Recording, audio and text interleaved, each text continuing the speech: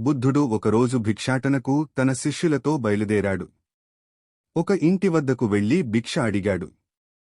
ఇంట్లోంచి ఒక ఆవిడ వచ్చి బుద్ధుడిని చూసి పట్టరాని కోపంతో కాళ్ళు చేతులు సరిగా ఉన్నాయిగా, ఏదైనా పని చేసుకోవచ్చు కదా, ఇలా అడుక్కునే బదులు అని తిట్టి, నీ వల్లే నీ వెనకాల ఉన్న శిష్యులు కూడా నీలాగే తయారవుతున్నారు అని బాగా కోపంగా తిట్టింది. తర్వాత ఒక కుళ్ళిపోయిన అరటిపండు తీసి భిక్ష వేయబోయింది. ఇదంతా చూస్తున్న శిష్యుల్లో ఒక అతనికి బాగా కోపం వచ్చింది. అప్పుడు బుద్ధుడు తనకు వద్దని ఆ అరటిపండు మీ దగ్గరే ఉంచుకోమని తిరిగి శిష్యులతో కలిసి వెళ్ళిపోయాడు. మార్గం మధ్యలో కోపంతో ఉన్న ఒక శిష్యుడు బుద్ధులతో ఇలా అన్నాడు: గురువుగారు, ఆవిడ అన్ని తిడుతుంటే మీరు మౌనంగా ఎందుకు ఉన్నారు? నాకైతే చాలా కోపం వచ్చింది అని అతను చెప్పాడు.